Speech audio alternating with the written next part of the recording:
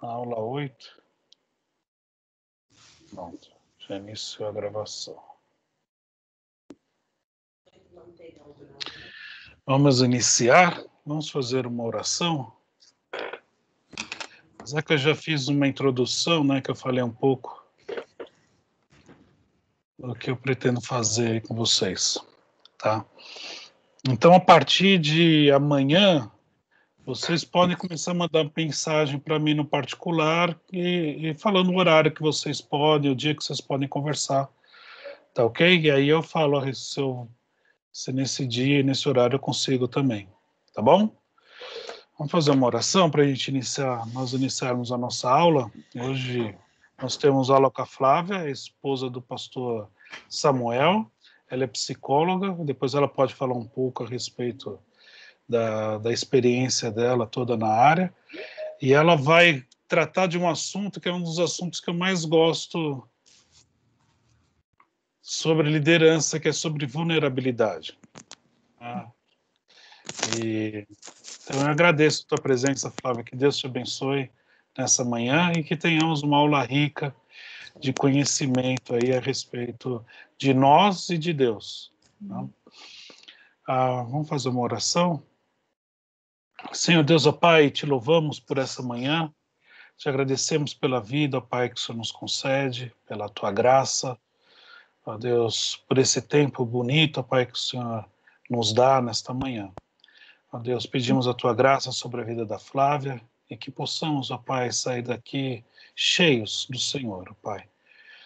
Ó Pai, abençoe cada aluno, aqueles também que não poderão estar hoje pela manhã, que o Senhor também esteja com eles, ó Deus. Em nome do teu Filho amado, Jesus Cristo, que nós oramos. Amém. Flávia, você fica à vontade. Normalmente, quando não tem apresentação, eu peço para o pessoal fechar a câmera, mas acho que hoje não vai ter apresentação. Então, só vou pedir para o pessoal fechar o microfone e aí, à medida que você for interagindo com o pessoal, então eles vão abrindo aí o microfone para falar, tá bom? Que Deus te abençoe. Amém. Vamos colocar aqui o reloginho, né? Para a gente saber controlar o tempo, né? Tá joia. Bom, gente, bom dia. Flávia. O Gustavo estava dizendo que eu sou psicóloga. A minha especialização é em terapia sistêmica e cognitivo-comportamental. São duas áreas bem legais, bem interessantes. E acabo trabalhando muito com família, com casal, mas o individual continua sendo, aliás, o mais procurado, né? E tem uma contribuição hoje para dar que envolve a psicologia. Então, hoje a gente não vai falar só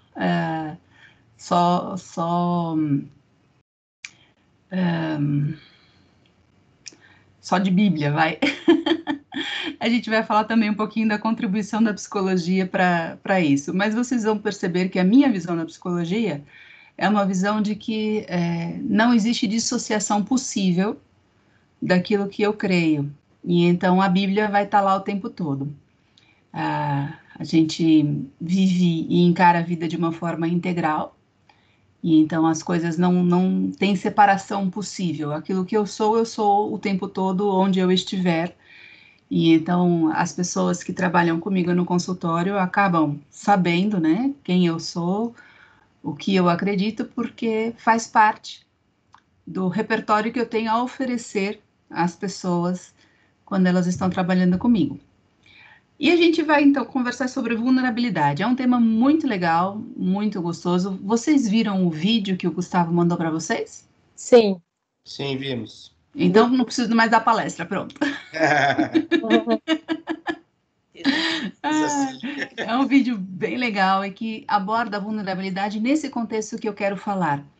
Porque a primeira ideia que a gente tem sobre esse tema é a ideia da fragilidade, é a ideia do risco, da exposição a um risco. E então a gente fala muito de vulnerabilidade social, que é onde a gente vê a maior parte dessa palavra sendo aplicada. Mas a vulnerabilidade que a gente tem hoje para conversar, ela é uma vulnerabilidade que exige coragem. Coragem para se expor, coragem para correr esse risco de de falar o que está a acontecer, o que... Ah, voltou a portuguesa, né? É impressionante. Quando eu tenho que falar sério, gente, a portuguesa volta ao de cima. 12 anos de Portugal não sai assim fácil. Não vai embora. E então a gente tem, voltando, né? É só por causa do estar, estar a fazer, estar a acontecer. É, mas a vulnerabilidade que exige essa coragem de correr riscos, de expor a nossa fragilidade, é uma vulnerabilidade muito boa. E é dessa que eu quero falar com vocês. Eu não quero falar da vulnerabilidade ruim, eu quero falar da vulnerabilidade boa. Começa que a palavra é um trava-língua, né? Cada vez que a gente fala vulnerabilidade, a gente, oi, mastiga aí a palavra e vamos. O PG tem pra gente uma ideia de relacionamento, né? Um relacionamento em que a gente se aproxima de Deus e se aproxima uns dos outros. E esse contexto que existe dentro do PG precisa ser trabalhado para que possa existir essa vulnerabilidade. Eu vou começar pelo fim, de novo. O ano passado eu fiz isso. Porque eu tenho aqui o texto que é no fim, mas eu vou trazer ele aqui para agora, para a gente. Uma ideia bem legal é ler o livro de Tiago, porque vocês vão reparar que ele conversa muito com a gente sobre a nossa capacidade de relacionarmos uns com os outros e de controlar o que ele chama de nossa língua, né? Ele começa logo no primeiro capítulo: sejamos todos prontos para ouvir e tardios para falar, e ainda mais tardios para irar-se, né? E aí eu pensei até nessa ideia do irar-se como uma ideia do nosso julgamento, do nosso posicionamento, da nossa impetuosidade ou da impositividade, que muitas vezes a gente acaba por ter, né, de forma natural, mas às vezes a gente é bastante assertivo, né? E no espaço do PG, tudo isso precisa acontecer? Precisa, mas precisa primeiro acontecer, estejam prontos para ouvir e tardios para falar. Isso daí já abre de cara a ideia do que a gente precisa para criar um contexto de vulnerabilidade. Mas o texto que eu queria mostrar para vocês é o que está no capítulo 5, e aí vocês vão ver uma reunião do PG descrita por Tiago. Está entre vocês alguém sofrendo? Que ele ore. Há alguém que se sente feliz? Que ele cante louvores. Entre vocês há alguém que está doente? Que ele mande chamar os presbíteros da igreja para que estes orem sobre ele e unjam com óleo em nome do Senhor. A oração feita com fé curará o doente, o Senhor o levantará. E se houver cometido pecados, ele será perdoado. E normalmente o pessoal para de ler aqui, né? Mas a reunião do PG vocês já viram. Vocês todos já participaram de um PG? Então, Sim. tá bom. E então, tem alguém sofrendo? Momento de oração, todo mundo vamos orar, né? Vamos orar, vamos... Tá alguém feliz? Vamos cantar? Vamos começar cantando? E é uma coisa muito visível isso nas nossas reuniões. Agora, continuando o texto bíblico, aí vem a pergunta, né? Portanto, confessem seus pecados uns aos outros e orem uns pelos outros para serem curados. A oração de um justo é poderosa e eficaz. Quantas vezes no PG vocês tiveram um momento de confessar uns aos outros os vossos pecados? Silêncio. Essa parte a gente não costuma ver no PG. E a gente não costuma ver em lugar nenhum, né? A não ser na tradição católica, que o pessoal vai lá no confessionário se confessar para o padre. Né? O único lugar que a gente vê é na tradição católica, isso daí. Talvez alguma outra religião também tenha, eu que não conheço. Mas confessem seus pecados uns aos outros e orem uns pelos outros para serem curados. E essa é a parte que exige essa vulnerabilidade, que exige essa coragem de se expor.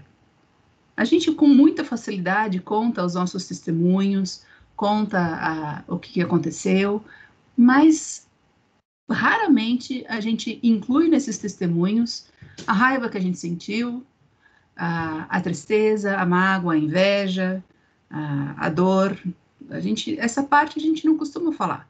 A gente costuma chegar só no conta bênção, né? Agora, essa parte, ela é muito importante porque ela modela a nossa maneira de viver e de se relacionar. Quando a gente olha, não sei quantos de vocês têm filhos, e eu tenho um de 10 anos, e eu chamo ele eu digo que ele é o meu pequeno mestre, o tanto que eu aprendo com ele, né? Mas eu nunca tive facilidade em pedir perdão e nem em dizer eu te amo. Eu nunca tive facilidade de falar isso. E ele me ensina. Ele me ensina que no fim do dia eu falei com ele de um jeito assim mais ríspido, e aí eu chego lá e falo, olha, desculpa, eu falei de um jeito que não foi legal com você. E aí a gente conversa e tal. Mas foi ele que tem ensinado isso. Eu não era uma coisa que saía espontaneamente ou facilmente de mim. E aqui também eu já estou dando para vocês um exemplo da vulnerabilidade, que é a gente ter coragem de falar sobre as nossas dificuldades. Nas minhas falas, quando o Gustavo me convida, ou o Tom para falar para casais, eu costumo, a gente brinca da real, né? Falar aquilo que eu vivo, sem muito floreio, sem muito né, embelezamento.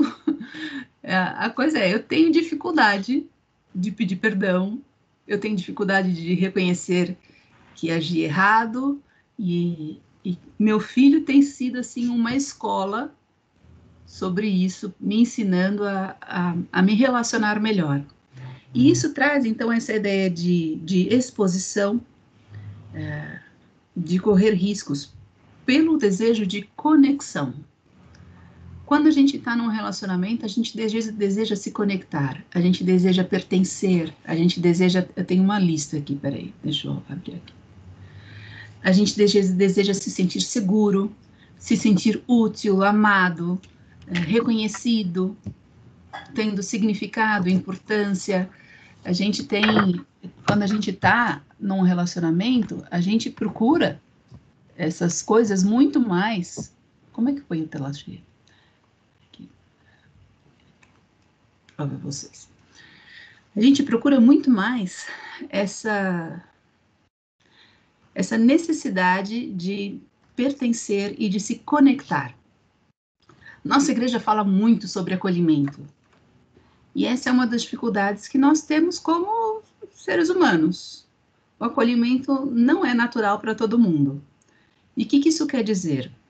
No que a gente pensa como diálogo, a gente pressupõe que a pessoa fala X e quer dizer, que a pessoa X fala e a pessoa Y escuta. O que a gente costuma ver? É isso? Não. A gente costuma ver que o diálogo ele se manifesta através de julgamento, de crítica e de exigências. Então, o diálogo ele não é natural no espaço de ouvir o que o outro está a dizer, de se colocar no lugar do outro, de ter empatia e de acolher. Ele já vem banhado de uma percepção crítica. Ah, mas isso está errado. Ah, mas você não fez isso bem. Ah, mas você precisa entender que isso é pecado. Tudo isso tem lugar de acontecer? Tem lugar de acontecer. Mas no diálogo, para que ele possa ser acolhedor, primeiro precisamos aprender a fazer silêncio. Precisamos aprender a ouvir os outros em silêncio. E é um silêncio que tem que ser um silêncio da alma. Ontem eu participei de uma live, uma professora minha me mandou, e foi muito legal, porque foi uma contribuição muito boa para o dia de hoje. E chamava-se O Poder da Escuta. Falei, nossa, que legal, né? Tudo a ver com o tema de amanhã. Então, deixa eu ouvir isso com atenção. E foi bem gostoso. E uma das pessoas trouxe uma poesia do Alberto Caeiro, do Fernando Pessoa, que que traduz um pouquinho desse silêncio que a gente precisa ter para conseguir ouvir. Diz assim: procuro despir-me do que aprendi, procuro esquecer-me do modo de lembrar que me ensinaram, e raspar a tinta com que pintaram os sentidos, desencaixotar as minhas emoções verdadeiras, desembrulhar-me e ser eu.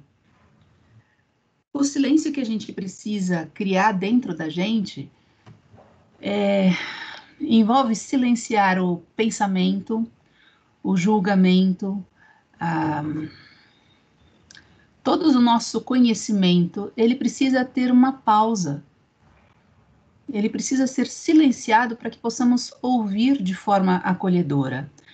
E quando a gente quer trabalhar o contexto da vulnerabilidade, a gente quer trabalhar um lugar onde seja possível as pessoas falarem sobre as suas dificuldades, a gente precisa criar esse lugar de silêncio, esse lugar de profundo respeito, em que a pessoa não vai se sentir ameaçada, ou não vai sair alguém, ou daquele outro jeito, né? Ah, mas isso não é nada, comigo aconteceu bem pior. Ou a gente vai, né? Não, isso não pode ser assim. Olha, você tem que ir. Toda frase que começa com você tem que ir, já temos aí um problema, porque isso é um julgamento, isso é uma crítica, isso é uma imposição. E então a gente não dá para a gente trabalhar na base do você tem que ir, ou na base, isso não é nada, comigo foi muito pior. A pessoa acabou de partilhar, que acabou de sair do hospital, que estava lá passando mal. Ah, mas quando eu fui internada, eu quase morri. E aí, beleza. O que você fez com a partilha do outro? Em algum lugar ela ficou, no lugar do passado. E então, não dá para a gente precisa criar esse ambiente. E a ideia da gente falar sobre a vulnerabilidade, além da gente expor a nossa vulnerabilidade, é para a gente conseguir criar um contexto em que isso possa acontecer. A escuta, ela precisa ser carregada do acolhimento, da validação, da compreensão, da empatia. E uma palavrinha muito legal é a hospitalidade. Quando a gente tem um PG, a gente tem sempre um anfitrião, alguém que abre a casa. Aqui agora não tem mais, né? Agora só o Gustavo que abre o mundo virtual aí. Mas a gente abre a nossa casa, e abrir a nossa casa é um gesto de abrir a nossa vida, de permitir que as pessoas entrem. E isso daí é hospitalidade. Agora imaginem uma escuta generosa que oferece hospitalidade. Esse daí é o nosso desafio. Uma coisa que a gente fala na terapia, na forma de explicar o posicionamento do psicólogo no trabalho, a gente fala de uma coisa chamada postura do não saber. Eu sou técnica, eu tenho especialização, tenho. Se você me falar sobre distúrbios do desenvolvimento, blá, blá, blá, blá, eu vou entender o que você está falando e eu vou te dizer, olha, é possível que esse caminho seja bom e tal, sei o quê. Mas a postura do não saber é justamente essa ideia de que eu ponho de lado tudo aquilo que eu sei para ouvir o que o outro tem a dizer. Ouvir o que o outro tem a dizer e acolhê-lo e ajudá-lo no processo de validação, de significado, de pertencimento, é uma das coisas mais importantes que a gente pode fazer. E para isso a gente não precisa abrir a boca. A gente precisa ouvir. E esse contexto a gente também não costuma ver no PG. Pelo menos o meu, né? No meu é uma tagarelice assim sem tamanho. Só quando o Samuel começa a falar que fica silêncio. Até no mundo virtual. A gente fala, a gente conta, a gente tal. Mas na hora da partilha é a hora em que a gente pode desenvolver essa habilidade, né? De hospitalidade, de acolhimento. E a gente, com isso, promove essa conexão. O mundo que a gente vive hoje é um mundo fragmentado, em que a minha vida profissional não se cruza com a minha vida de trabalho. Isso é exatamente o oposto daquilo que eu estava falando, de como eu escolho viver a vida como como profissional da psicologia, que é o lado integral, em que eu inteira estou lá no nosso encontro. A postura do não saber, ela me permite questionar, procurar entender melhor, fazer perguntas. Suposições, quando a gente está trabalhando já com uma suposição, ou quando a gente já tem um recado a dar, a gente limitou a nossa conversa. Ela ficou dentro dessa caixinha. Ela não tem condições de expandir, porque para isso acontecer eu preciso fazer perguntas. Eu preciso entender o que a pessoa está querendo dizer, eu preciso entender o que ela quer dizer quando ela fala vulnerabilidade, porque a nossa compreensão é diferente, nós atribuímos significados, aí a gente vai entrar na língua portuguesa, né, o significante e o significado. A gente atribui significado às palavras. E então, eu com o meu contexto meio lusitano que tem aqui com o marido português, eu tenho significados de palavras que são diferentes por causa do contexto cultural. Há coisas que a gente fazia lá e falava lá e que tem palavras diferentes para aquilo. E quando eu atribuo um sentimento, uma palavra, eu preciso entender o que o outro quer dizer com isso para poder começar essa conversa numa mesma base. E isso é um lugar do não saber, é um lugar do acolhimento, da hospitalidade. Tá bom de falar disso, né? Essa é a parte mais psicológica, sei lá, da psicóloga que... não dá para eu falar que não vou falar de psicologia, porque eu respiro isso todo dia, então não dá. Eu vou falar de psicologia também. Mas a gente pode voltar aqui para o nosso texto, né? De Tiago. Antes até, eu vou introduzir um outro texto que é a base do nosso relacionamento. Amarás, pois, o Senhor teu Deus acima de todas as coisas e ao próximo como a ti mesmo. Quando a gente olha para esse texto, a gente percebe que o contexto para desenvolver qualquer relação é amor. Então, é amar a Deus e amar o próximo. O quanto da nossa escuta revela esse amor. Gente, então, né, a Flávia deve ser excelente em escuta. Nossa, me encontra num domingo agitada para você ver quanto que eu consigo ouvir alguém. Eu vou estar... Eu não sou uma pessoa quietinha, eu não sou uma pessoa... eu sou uma pessoa barulhenta. E aí? Eu preciso silenciar o meu barulho para conseguir ouvir o outro. E então, quando a gente está lá aquele entusiasmo todo, legal, ele tem o horário dele acontecer, ele tem toda a sua importância, mas quando eu sento para conversar, aí muda a posição. Aí eu aprendo, né, a recolher. Eu tô aprendendo até a falar mais devagar, coisa que é difícil.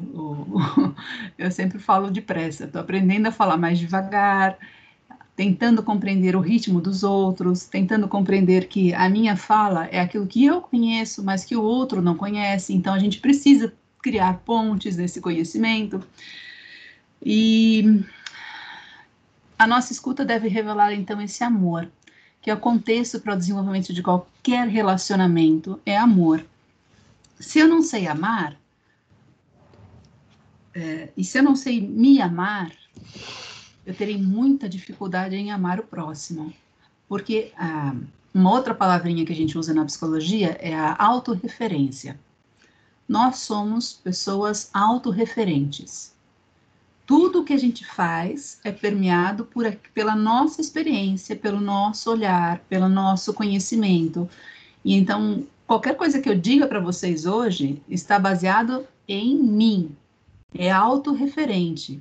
Até quando eu estou falando de fulano de tal que fez isso, aquilo, outro, eu estou falando de mim. E então, não existe, e aqui entra de novo naquela ideia integral das coisas, não existe separação entre aquilo que eu falo e aquilo que o outro faz, está tudo conectado. Muitas vezes a gente não consegue ter coerência coerência naquilo que a gente pensa, naquilo que a gente fala e naquilo que a gente faz. Mas as coisas estão conectadas. E, normalmente, se eu falo uma coisa e faço outra, quer dizer que o que eu acredito é aquilo que eu faço, e não aquilo que eu falo. A gente tem essa capacidade de ser incoerente entre a fala e a ação, mas se você quer entender o que a pessoa está querendo dizer, olha para aquilo que ela faz. Se ela faz dessa forma, se ela vive dessa maneira, então ela realmente acredita nisso. Uma outra coisa que a gente trabalha muito com o sistema de crenças. E aqui a gente não está falando de religiosidade, a gente está falando do que nós acreditamos. Então, toda pessoa tem um sistema de crenças que vai sendo formado desde o momento em que ela nasce. Desde o momento que ela nasce, ela está aprendendo o que é ser ouvido, o que é ser escutado, o que é ser visto nessa relação inicial com os pais. E então a criança faz barulhos, e a criança faz isso aqui, e a reação dos pais qual é? Silêncio, menino! Oh, que fofo, olha, ele está tentando falar. E aqui a criança já começou a modelar a sua capacidade de se relacionar com o mundo, pela reação que ela recebe, pelo feedback que ela recebe. E se não for esse ambiente de amor, a gente já está criando aí os traumas de infância. Gente, todo mundo tem trauma de infância. Outra coisa que eu vou contar para vocês é que todo mundo é disfuncional, na medida em que não funciona em alguma coisa. Não funciona 100% em alguma coisa. Então, quando vocês ouvem a palavra disfuncional, nossa, é uma família disfuncional. A minha e a sua também são. Então, tem um peso muito grande, né? Quando, nossa, vem de uma família disfuncional, né? E daí, a minha também é. Aqui em casa a gente até brinca, né? Que a gente não é corintiano, mas a gente é um bando de louco. Então a gente brinca que todo mundo é maluco nessa casa, porque a gente faz umas coisas assim, né? Que aos olhos dos outros é maluquice. E essa semana mesmo eu falei, João, que maluco. Ele olhou pra minha cara, somos todos, né, mamãe, nessa família? Eu falei, nessa família todo mundo é maluco. Então não tem essa porque quando a gente, de novo, olha lá, olha que interessante esse exemplo. Quando a gente fala da família disfuncional, a gente está emitindo um juízo, né? E a gente está se demarcando de alguma coisa. Não, porque fulano vem de uma família disfuncional, como se a minha não fosse, né? A minha também é. Agora, onde a minha é disfuncional? Aí varia para cada pessoa. O contexto da palavra disfuncional é o contexto da não funcionalidade a 100%. Se vivemos num mundo caído, se vivemos num mundo com pecado, vivemos num mundo disfuncional. Então, a partir daí, todo mundo pode encarar. Se alguém falar, não, imagina, pecado é disfuncionalidade, todo mundo peca. Então, é uma coisa que pega qualquer um. Se a gente não cria essa percepção de que o relacionamento precisa ser baseado no amor, a gente já estragou todo o nosso diálogo. A nossa capacidade de dialogar com o outro já ficou minada, já ficou contaminada e já vai haver menos espaço para que se possa ser vulnerável.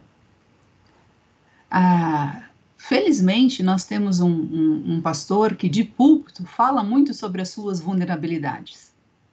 Mas isso não é comum. Isso não é uma coisa que a gente vê em todo lugar. E a gente conseguir falar sobre a nossa experiência, sobre as nossas dificuldades, sobre o sofrimento que foi chegar até lá, isso é um desafio que a gente vai aprender e a gente vai conversar mais sobre isso. A vulnerabilidade está associada a desconforto, né?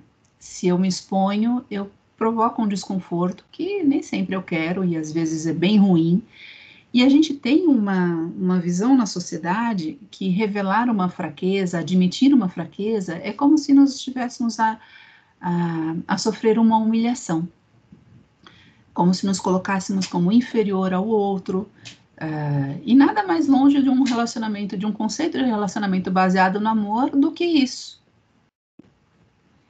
Então, a gente precisa trabalhar nesse conceito de vulnerabilidade, em que a fragilidade é normal, em que a disfunção é normal, em que ter problemas é normal, em que ser maluco é normal.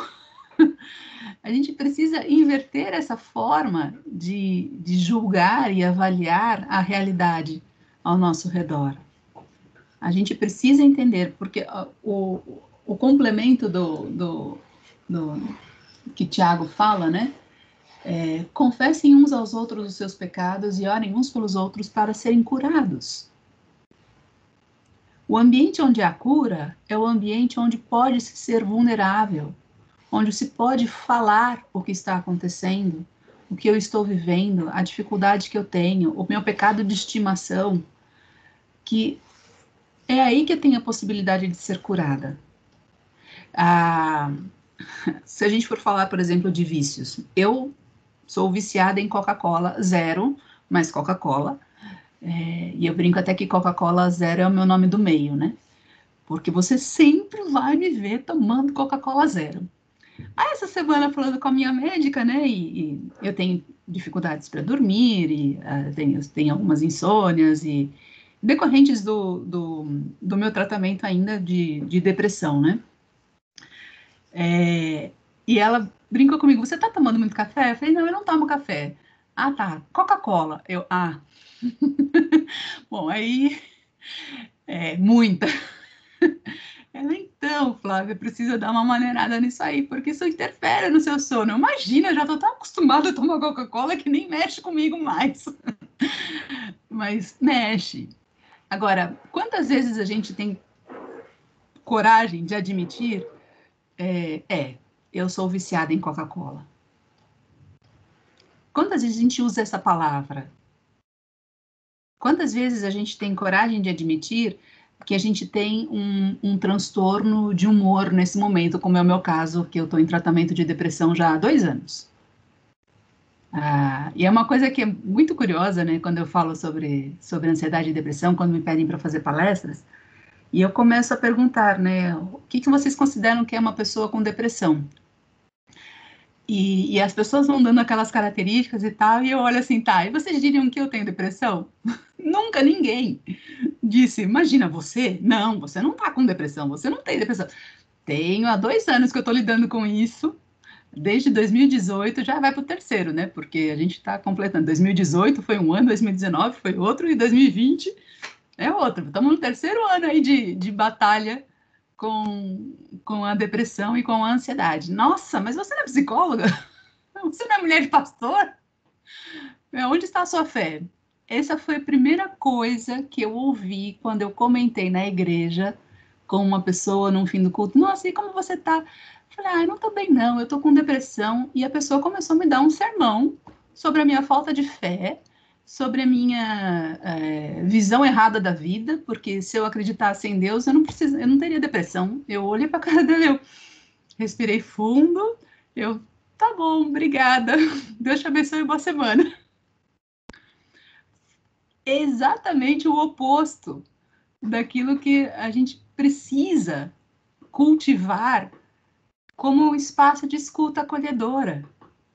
Eu fui lá cheia de fé, me mostrei vulnerável, né? Tipo, tô lidando com a depressão, tá difícil, e a pessoa olha para mim, não, você tem que orar mais, você tem que ler mais a Bíblia. Da onde ela supõe que eu não faça isso? Da onde ela supõe que quando eu estou lá chorando com a minha depressão, eu não estou lá chorando com Deus sobre a minha depressão, sobre a minha dor?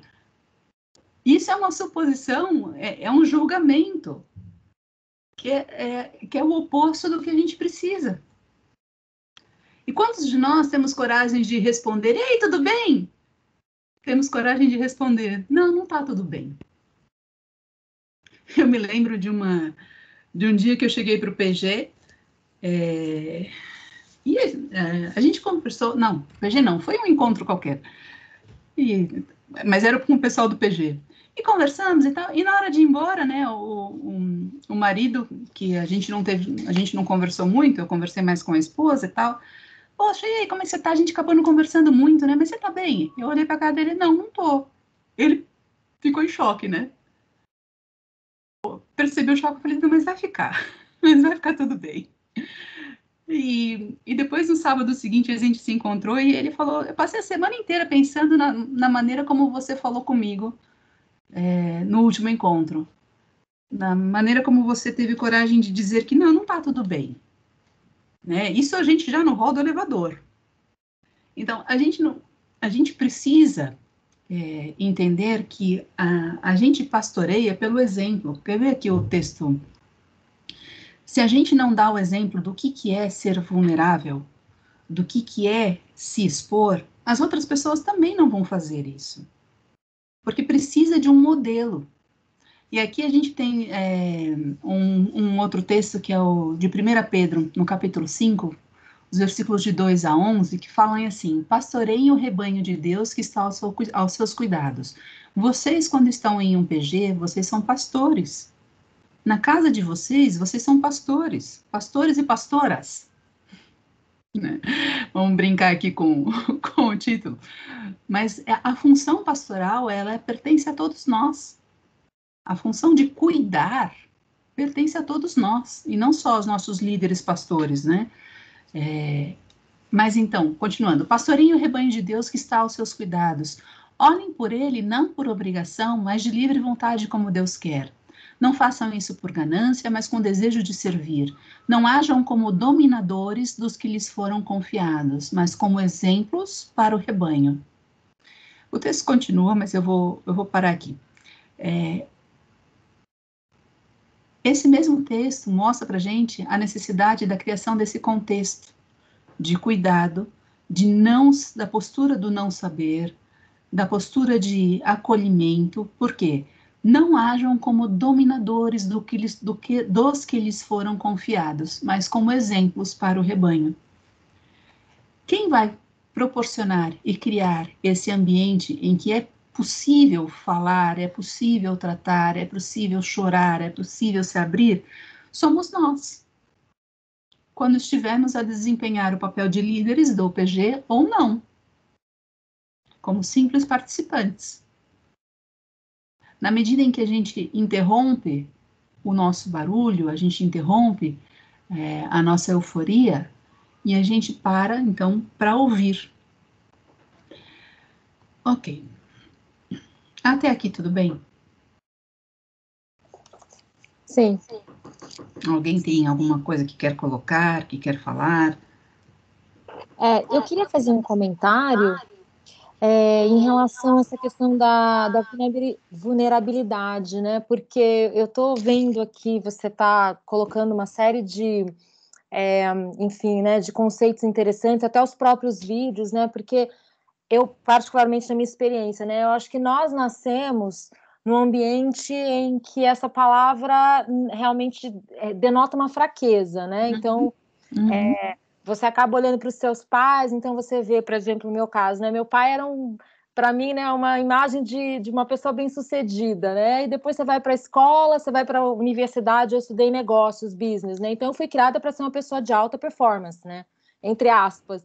Então, assim, eu acho que é meio antagônico, né, isso. Então, você cresce nesse ambiente, não, você é ambiente de alta performance, você tem que, né, às vezes, dar tudo que você pode, fazer o melhor. Então, um primeiro momento, é uma palavra que fala, como assim? Como que eu vou admitir, né, que eu acho que eu não vou dar conta de fazer aquilo que eu preciso fazer? Dá um certo, né, no mundo que a gente passeia, né, nessa jornada nossa. Então, eu achei maravilhoso ouvir. Essas duas são cientistas, né, neurocientistas, falando sobre essa questão e até a vulnerabilidade levando à criatividade, né? Isso foi algo que me chamou muito, né? Muita atenção, assim, né? E eu acho que levando um pouco para o lado mais técnico, né? Como você está colocando nesse primeiro momento. Então, e é maravilhoso saber que eu acho que a gente precisa se esvaziar mesmo, né? Você tem que se esvaziar para poder ouvir o outro, para entender, porque existe muitas diferenças mesmo, desculpa, entre a tua criação, aquilo que você tem, seus valores e a outra pessoa. E eu acho que o que a gente está fazendo, convivendo nos nossos PGs, pelo menos a experiência que eu tenho, né? Eu estou num PG que já está muito, acho que 26 anos na igreja. E você falou de abrir a casa, né? E eu falo mais que ela abriu o lar, né? Porque outro dia eu vi que casa é uma construção, né? E lar é uma construção de valores e princípios. Então eu sinto muito isso nesse lar que eu vou, que eu estou, né? Que são líderes que realmente vêm construindo, e vários PGs até são originários desse que eu estou, né? Então é algo muito maravilhoso nesse sentido, né? Então eu só queria fazer esse comentário, que é complicado nesse mundo, pelo menos ao meu ver, que a gente passeia, ter essa vulnerabilidade, né? Essa vontade de falar. Eu tenho muita dificuldade. Tenho que contar, eu tenho muita dificuldade de falar, eu gosto mais de ouvir do que eu mesma, né? Ficar contando, tô com isso, eu não sei, é uma coisa meio de criação mesmo. Não que meus pais tenham, de forma alguma, são maravilhosos, cresci no ambiente cristão, mas é complicado, né? Desculpa, era isso. Imagina, você introduziu uma palavra muito legal, que é a palavra alta performance. E nós somos mesmo educados para isso.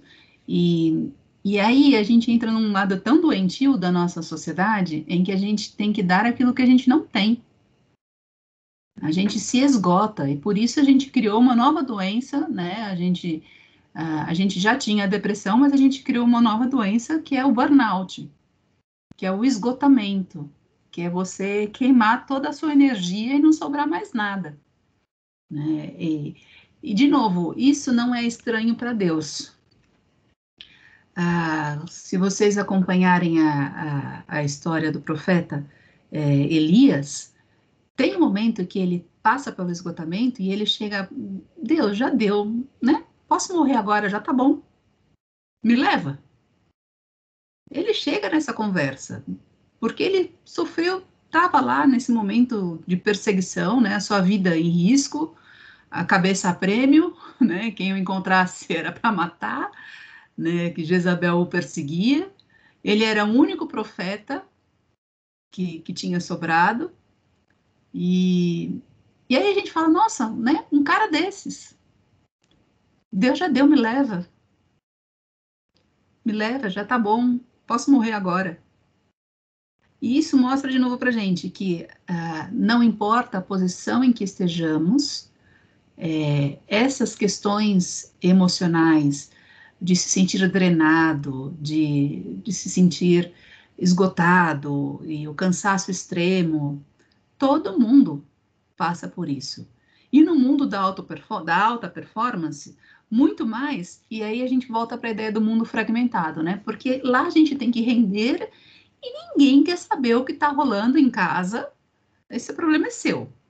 Aqui você tá para trabalhar.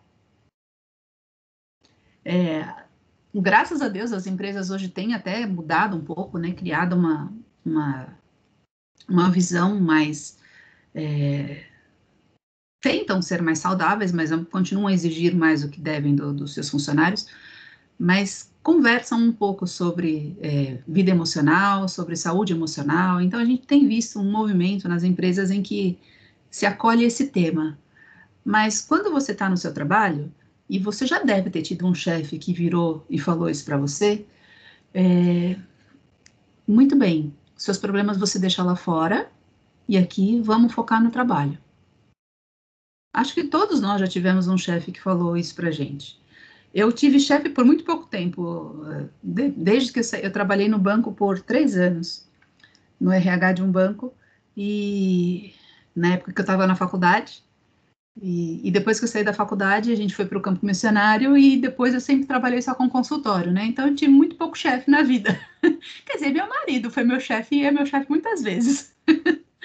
Quando a gente trabalhava no movimento estudantil, ele era o meu chefe e tal, mas era um relacionamento com um chefe diferente, né, dentro do contexto do campo missional.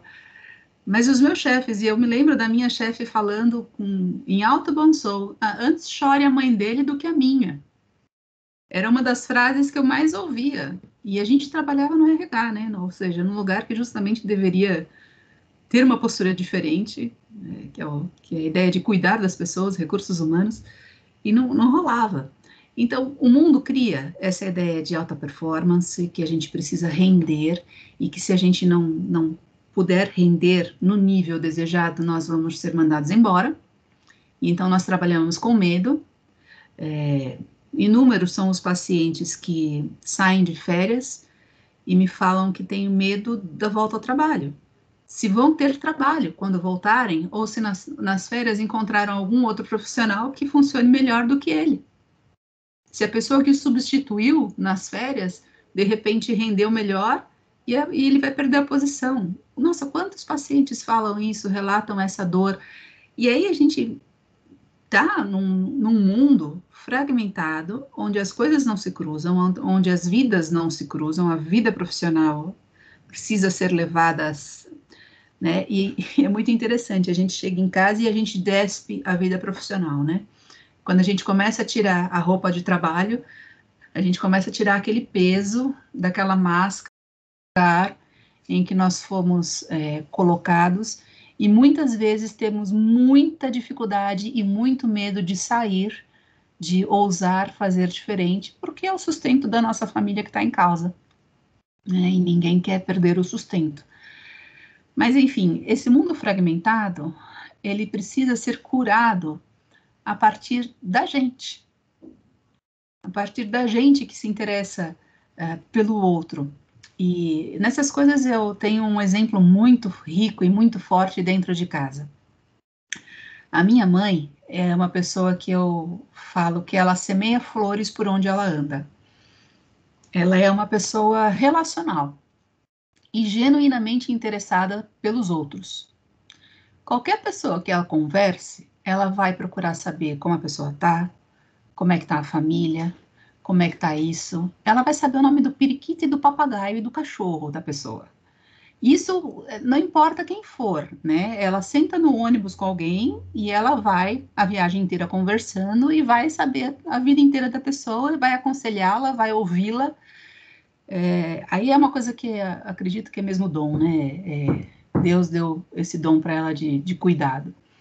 Mas quando a gente chegou em Portugal, a gente estava lá na nossa cidade há 3 semanas. E a minha mãe veio para me ajudar na mudança e tal. No dia seguinte, a minha mãe já tinha feito amizade com a senhora que trabalhava na confeitaria. Era uma portinha, era uma senhora que fazia os produtos e vendia os produtos que ela fazia. Uma fábrica de bolos, mas bem caseira. No dia seguinte que ela estava lá, eu fui buscar pão. E você é a Flávia, né? Você que se mudou para cá, que está aqui nessa igreja. Eu olhei assim, oi? Como assim? Falei, a minha mãe já passou por aqui. Quem conhece a minha mãe orou pela minha gravidez.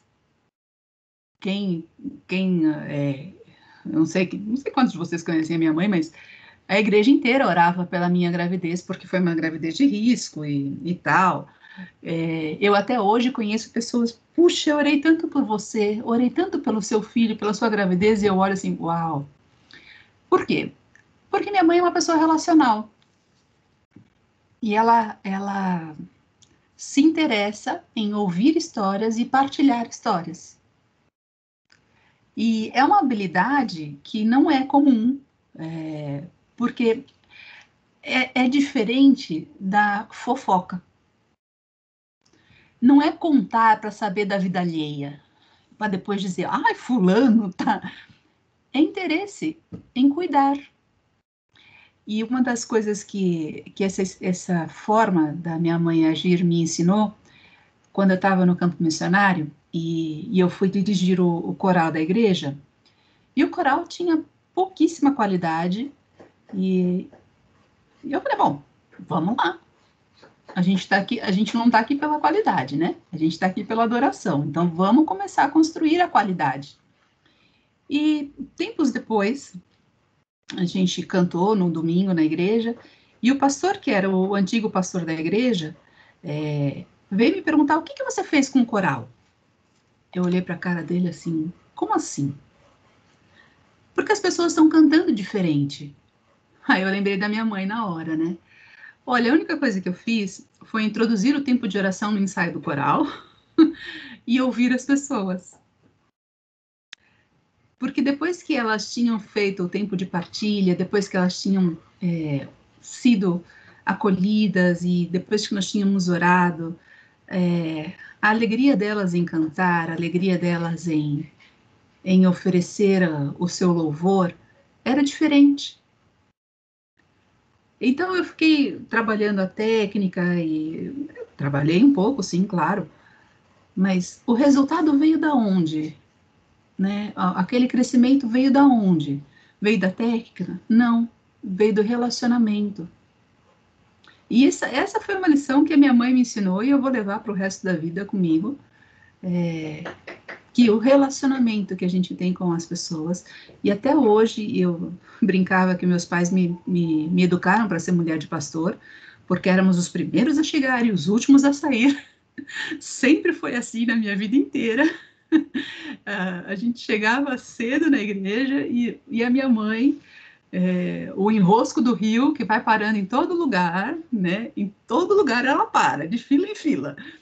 E a minha mãe ia conversando com todo mundo, ouvindo todo mundo, orando com todo mundo, partilhando um pedacinho da sua experiência. E com amor. Com amor. E aí, hoje em dia, ela brinca assim, nossa, né, mas eu já fiz tanta coisa, do tipo, como se ela tivesse errado. Eu falei, para, mãe, para com isso. Você semeou flores por onde você andou. E ela, é isso que eu vejo nela, né? Aí ela não foi uma mãe dura? Experimenta mentir, para ver se não apanhava em casa. Apanhava se eu mentisse. Se eu falasse a verdade, nunca apanhei por aprontar alguma coisa, mas por mentir. Se eu escondesse o que eu tinha feito, se eu dissesse que não fui eu, aí a coisa mudava de figura. E eu cresci com aquela noção de, né, o olhar da mãe é suficiente para a gente, opa, recolhe aí que passamos do limite. Ou seja, ela tem toda essa característica, mas ela nunca deixou de ser o sargentão lá de casa, assim como eu sou o sargento da minha casa hoje, que eu falo que eu sou igualzinha a ela, né? O general, o Samuel brincava, ô Lourdinha, quando eu me comporto como ela e tal, ele, ô Lourdinha, vem cá. E o lado general que eu aprendi com ela, ele é super forte, super intenso, eu recebi. E hoje eu tento fazer a versão 2.0, né? Fazer a versão melhorada daquilo que eu recebi. Mas essa ideia da fragmentação, ela precisa de conexão para curar. A gente, nesse mundo fragmentado, a gente precisa transformá-lo em holístico. Aí, no sentido bom da palavra, de novo, né? Porque existe um lado estranho da palavra, mas não é no sentido, como é que fala? Esotérico. É no sentido integral. A gente precisa ter essa postura na vida, essa postura no nosso trabalho, porque a gente vai influenciar esse ambiente. Não estou dizendo para ninguém chegar no trabalho na segunda-feira e, gente, pelo amor de Deus, eu preciso desabafar. Não é isso que eu estou dizendo. Mas quando você tem uma equipe e você oferece um lugar de acolhimento, você vai ser um chefe muito especial. E é uma coisa que a gente tem, que é difícil a gente se relacionar com a autoridade, né? Os nossos chefes, a gente tem aquele receio de se aproximar, de falar. E se você tem essa posição, trabalhe nessa acessibilidade em que as pessoas se sintam acolhidas e ouvidas. Não só lá no PG, né? Mas no seu trabalho também. Porque o antídoto para essa fragmentação é conexão, é acolhimento, é amor, que a gente precisa ser sal e luz onde a gente está. E a gente vai ser sal e luz introduzindo esses valores no nosso relacionamento no trabalho. Enfim, acho que eu já falei bastante. Deixa eu ver aqui. Eu tenho aqui um pedacinho que fala... tá, esse daqui é legal, essa é uma coisa que eu não abordei ainda. Eu vou ler para vocês o que eu escrevi. O PG precisa de um espaço para lidar com o pecado, com a vulnerabilidade, com as fraquezas e dificuldades, sem julgamento, mas com amor. E o mesmo livro do Tiago traz uma outra advertência sobre o julgamento. Aí a gente vai para o capítulo 4 de Tiago, né? A gente estava falando no capítulo 5. Irmãos, não falem mal uns dos outros. Quem fala contra o seu irmão ou julga o seu irmão, fala contra a lei e a julga. Quando você julga a lei, não a está cumprindo, mas está se colocando como juiz. Há apenas um legislador e juiz, aquele que pode salvar e destruir. Mas quem é você para julgar o seu próximo?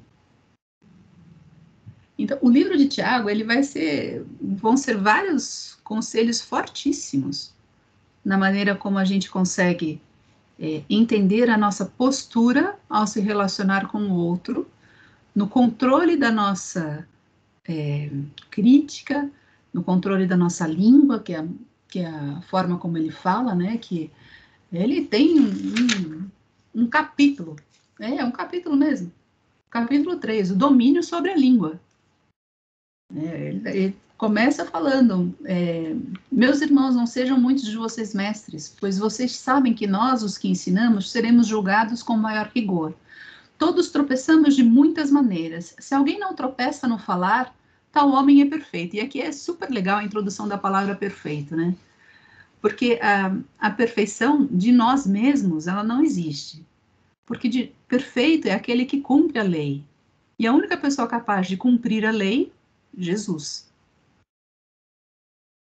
Então, nós não somos perfeitos, ponto final. O único vislumbre possível de perfeição que existe dentro da gente é Jesus. Ou seja, não é a gente. É ele. Mas ele continua falando, o versículo 9, ele fala, com a língua bendizemos o Senhor e Pai, e com ela amaldiçoamos os homens, feitos à semelhança de Deus. Na mesma boca procedem bênção e maldição. Meus irmãos, não pode ser assim. Essa frase está bem legal. Eu estou lendo na NVI, né? Se vocês forem ler na mensagem, então, olha, é super legal a contextualização que ele faz. Da mesma boca procedem bênção e maldição. Meus irmãos, não pode ser assim. E aí a gente aprende que ouvir mais, falar menos, emitir opiniões, então, não precisa. Não precisa. A gente precisa recolher as nossas opiniões e deixar que a palavra fale. Porque é completamente diferente eu falar, meus irmãos, não pode ser assim, deixando a Bíblia falar, do que eu falar. E isso tendo lido também no texto de 1 Pedro, que a gente deve liderar pelo exemplo, né? Ou seja, eu tenho que me mostrar, eu tenho que trabalhar a minha coerência nisso daí. Enfim, não falem mal uns dos outros. E uma coisa que a gente precisa interromper com força é a sequência de contar aquilo que aconteceu em nossos encontros para terceiros. Não é para falar. Aquele momento é um momento sagrado, é um momento nosso, é um momento vivido ali com Deus. Não é para sair falando, o fulano partilhou, ora por ele também. Tudo bem, né? Até aceitável, mas muito disso tem a ver com essa maledicência. E então a gente precisa controlar aquilo que a gente fala. Como é que a gente faz isso, né? Estou chegando aqui no final daquilo que eu escrevi. Fale sempre sobre você, não sobre o outro e nem para o outro. Se eu partilho a minha experiência, eu estou dando um testemunho, beleza. Se eu estou contando sobre o exemplo do outro, eu estou falando de novo do meu ponto de vista, por causa daquela palavrinha que é a autorreferência. Então não dá para a gente falar sobre o outro, e falar para o outro me coloca num lugar de dominância, né? E isso também é o contrário do acolhimento. E é também quando Pedro fala que para a gente pastorear, pastorear sendo exemplos para o rebanho, ele fala, não hajam como dominadores. Então, esse lugar de dominância, esse lugar de conhecimento, não é essa a nossa postura. Aí eu coloquei uma outra frase que é assim, não ofereça nenhuma alternativa sem antes ouvir. Vocês já ouviram aquela ilustração de que os homens têm uma caixa de ferramentas e que quando as suas esposas chegam para falar com eles, eles abrem a caixa de ferramentas e querem resolver as coisas? São só os homens que fazem isso? Não, todo mundo faz isso. Então não abra a sua caixa de ferramentas. Não tente resolver o problema que a pessoa está te falando. Escute. Escute com atenção para você perceber que sentimentos estão sendo, né, evidenciados naquela fala. E aí você se liga com aquele sentimento. E se você, existe uma outra palavra que a gente fala na psicologia, que é a ressonância, que é o conceito de quando a gente consegue produzir esse silêncio, silenciar as nossas vozes, a gente abre a caixa de ressonância, que somos nós mesmos, para responder às ondas sonoras, como se fosse a questão da música, né? A devolução que a gente faz é daquilo que a gente recebeu. Então, não é aquilo que eu tenho que eu devolvo. Eu vou falar sobre aquilo que eu recebi, que impacto aquilo causou em mim, e aí a gente partilha com o outro, se for para partilhar. Então, qualquer alternativa que possa ser partilhada precisa vir da experiência individual e acompanhada de uma pergunta que respeitosamente coloca nas mãos do outro a possibilidade de seguir ou não aquela ideia. E aí eu escrevi um exemplo. Quando eu passei por uma crise de ansiedade, me ajudou muito ler o texto de Filipenses 4. Será que Deus pode te querer falar nesse texto também? Essa é uma frase que dá esse exemplo de como a gente coloca uma alternativa para o outro, deixando que ele escolha o que ele quer fazer com aquilo. Nós não vamos escolher, nós não vamos dominar, nós não vamos determinar, nada disso. Aí o outro ponto que eu coloquei, pastoreie sendo exemplos para o rebanho, mostrando que você também tem dificuldade com esse assunto e que tem orado sobre isso, que não sabe como lidar ou o que fazer e não corre atrás de soluções simples para não deixar a pergunta sem resposta, mas convida a, vamos orar sobre isso e ver como Deus pode nos orientar? Líderes que são capazes de dizer não sei, deixa eu pensar sobre isso. Isso daí é a coisa mais rica que a gente pode oferecer. Porque se a gente sempre oferece soluções, a gente cria uma relação de codependência. Eu vou conversar com fulano e ele vai resolver minha vida. Nossa, quanta gente chega no consultório, né? Vim aqui para você me ajudar a resolver a minha vida.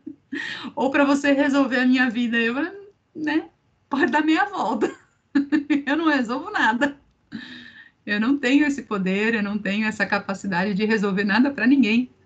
A gente pode conversar sobre isso, né? E trocar ideias ajuda a gente a pensar em alternativas. E aí a pessoa escolhe o que é mais interessante para ela. Aí eu vou ler para vocês a minha conclusão.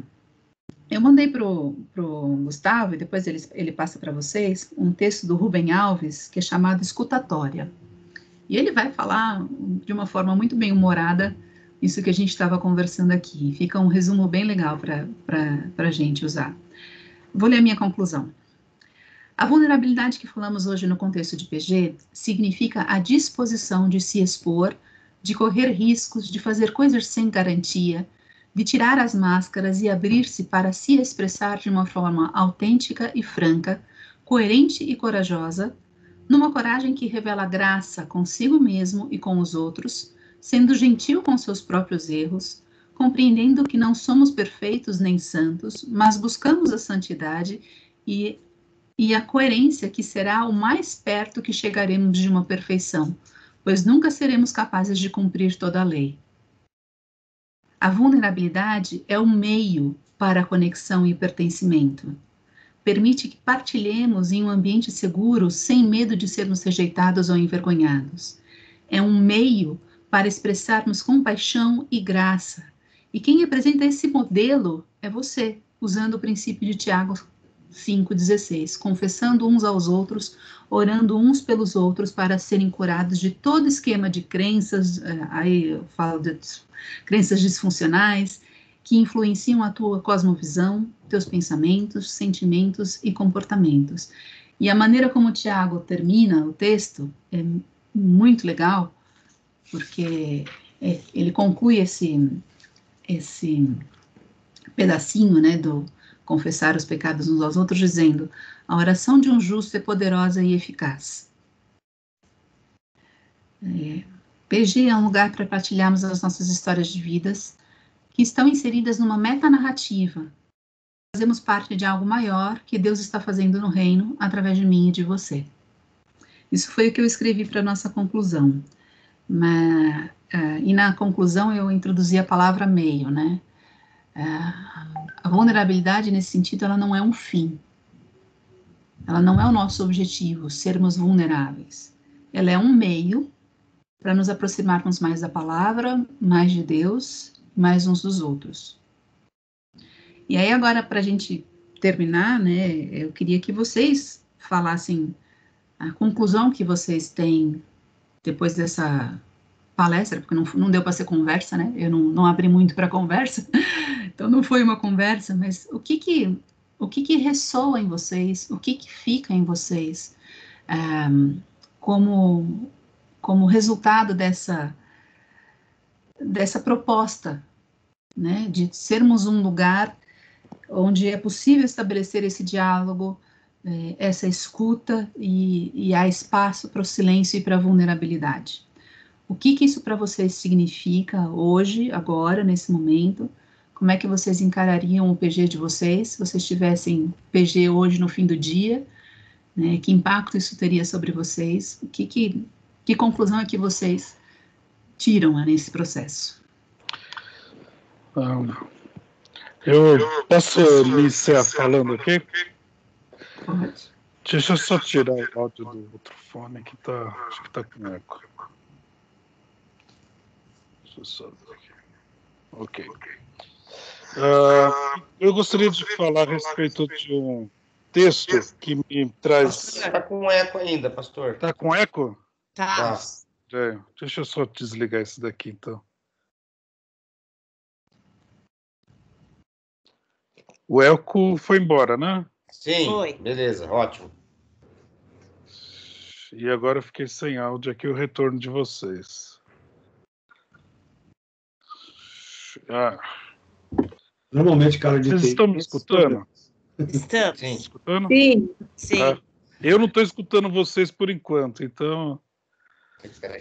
Então não ouviu o que eu falei. Mas eu gostaria de ler o texto de Filipenses 2, 3, acho que resume bem tudo aquilo que você falou. Eu não vou falar muito daquilo que se aplica a mim, porque eu procuro viver muito isso.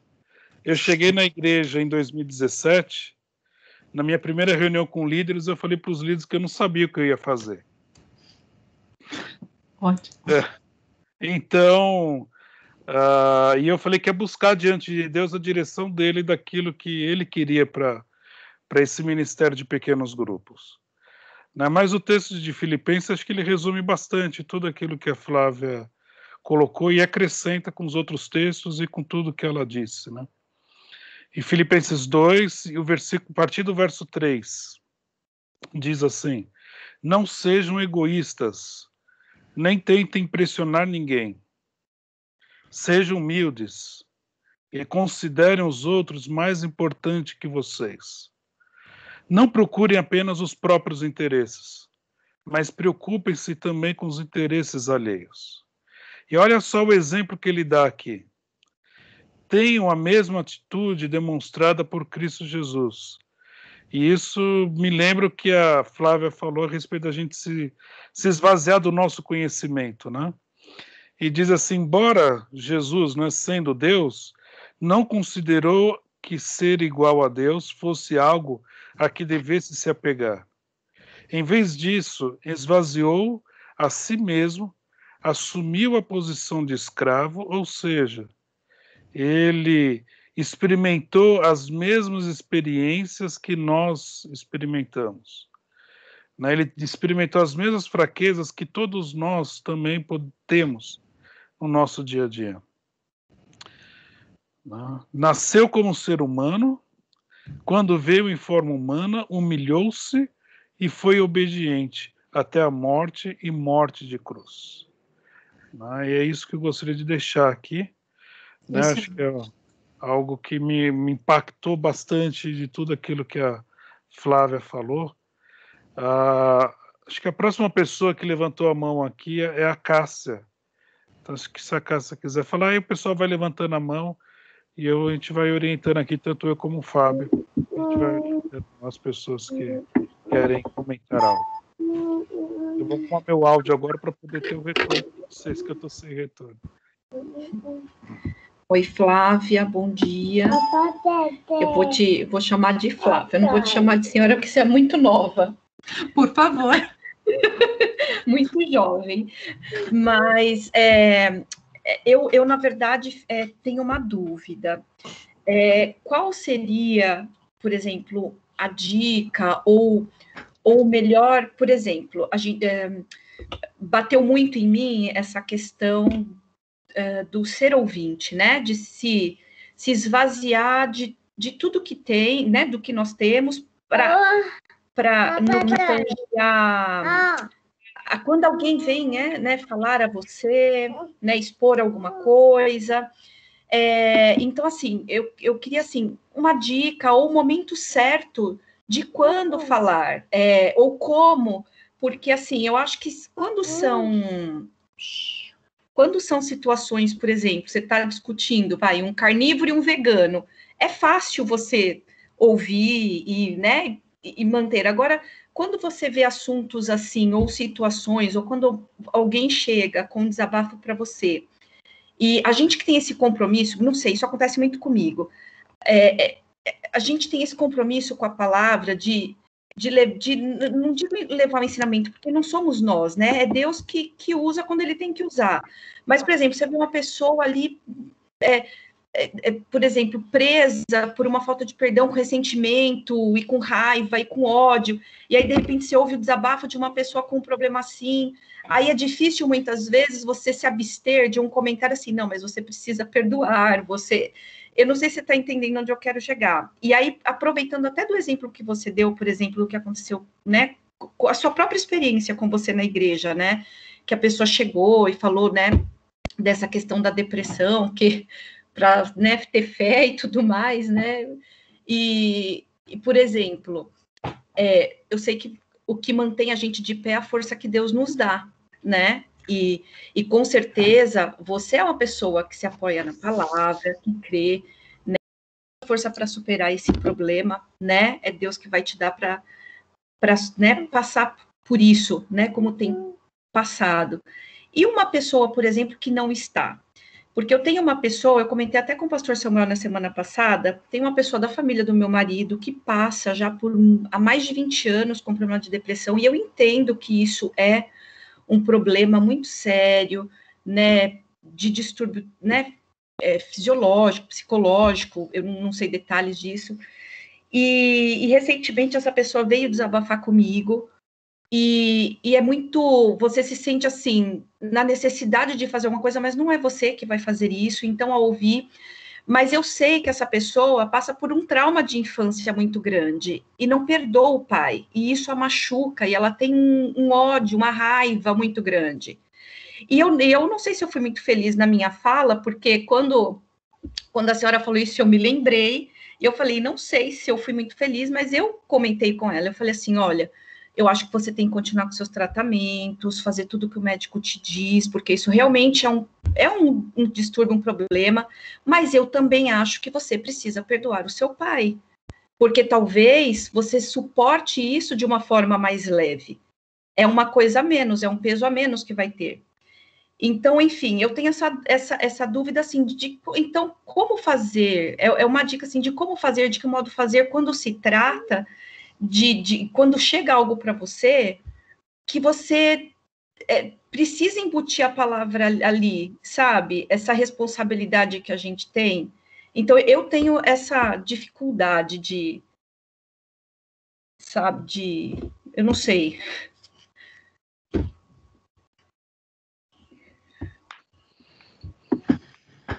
Eu entendo, eu também tenho essa dificuldade.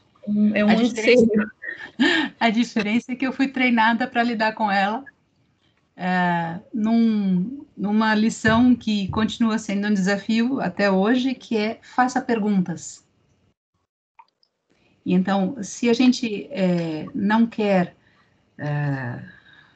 simplesmente emitir uma opinião, né, ou se a gente percebe que a nossa opinião pode ter um peso muito, muito elevado, e aqui, de novo, até posso falar da minha situação, que muitas pessoas me colocam numa posição de ser psicóloga e mulher de pastor, me colocam numa posição diferente daquela que é a minha posição, que é igual a todos.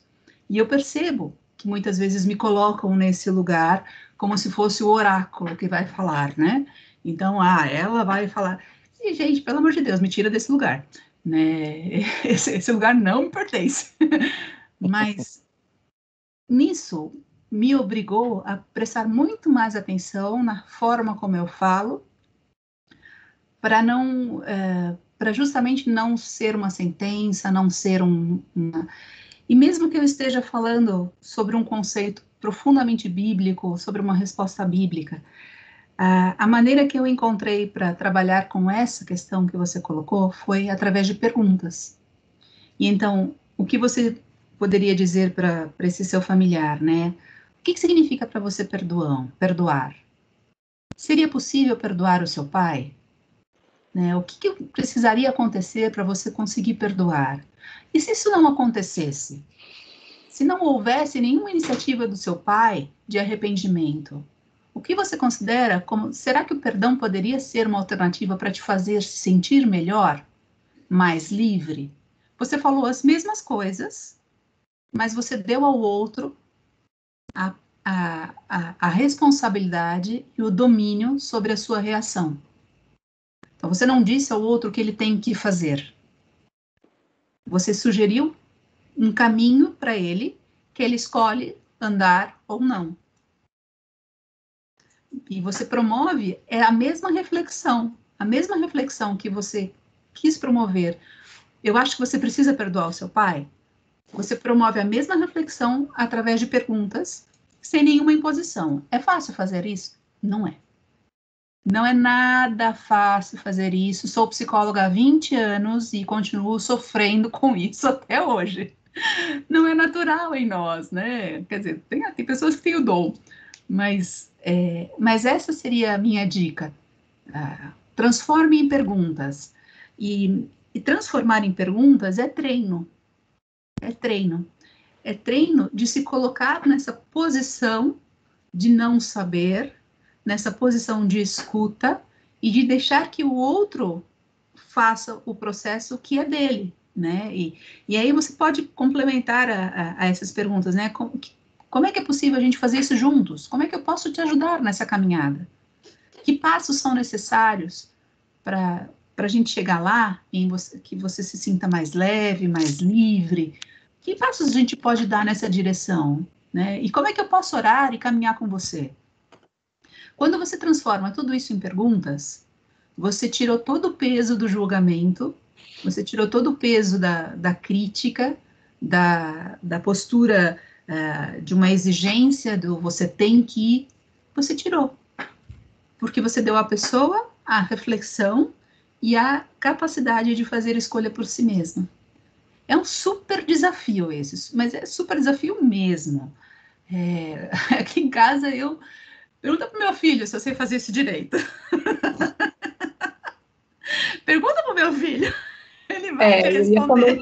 A nossa casa é um laboratório, né? Porque é onde a gente mais encontra e quer falar, olha, faça isso, faça aquilo, faça aquilo. Mas muitas vezes nós não fazemos, né? É um laboratório, a gente pode treinar dentro de casa. Eu fico muito feliz quando eu consigo transformar isso em perguntas para o meu filho. Eu fico, obrigado, Deus, hoje eu consegui. Hoje deu certo. Mas não é todo dia que eu consigo fazer isso. No meu trabalho, a gente veste, né, o nosso trabalho. E então, no meu trabalho, eu consigo fazer melhor. Mas na minha vida, eu preciso de muito autocontrole para, calma, pensa.